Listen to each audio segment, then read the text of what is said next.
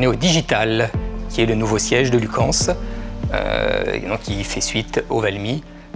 Et donc nous emménageons aujourd'hui le 29 juillet 2019 dans nos nouveaux locaux. Le Digital, je crois que c'est un espace qui tient ses promesses, qui est beau et fonctionnel, très lumineux. C'est le début pour nous d'une nouvelle aventure. J'espère que ce bâtiment nous permettra de développer de nouveaux modes de travail collaboratifs et que chacun, surtout, se sente bien dans ces nouveaux locaux. Le bâtiment, le Digital, il a été conçu pour favoriser ces échanges. Et on le voit à travers effectivement la conception des différents espaces. On a un bâtiment très lumineux, beaucoup de vitres. On a effectivement aussi décloisonné quand même les espaces de travail. Cette transparence, elle a vocation aussi à irriguer le fonctionnement interne de Lucans et favoriser l'émulation entre les différents secteurs de Lucans. Nous avons des bonnes conditions de vie, je pense, comparées à ce que nous avions. Donc là, on a beaucoup plus de lumière, j'espère un meilleur cadre de vie.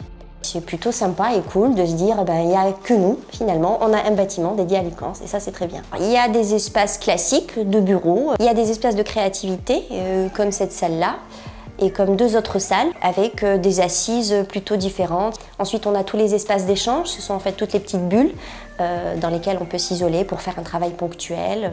On a un grand espace au 5e étage, qui est l'espace de restauration, qui à la fois va servir en fait de salle de restauration, et à la fois un espace de travail. Et puis on a d'autres espaces au sein justement des services, qui sont des espaces centraux, avec des assises plutôt hautes, des tables hautes. Ça a commencé il y a à peu près un an et demi. Il y a eu une consultation des salariés sur ce qu'ils souhaitaient par rapport à l'aménagement de leur espace de travail.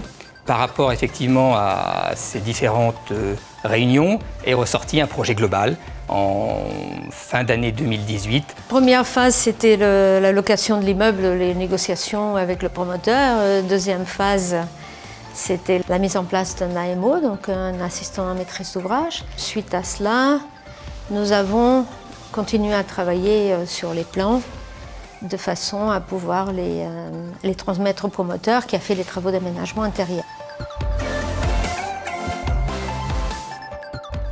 Ce que je retiens, c'est les rapports humains.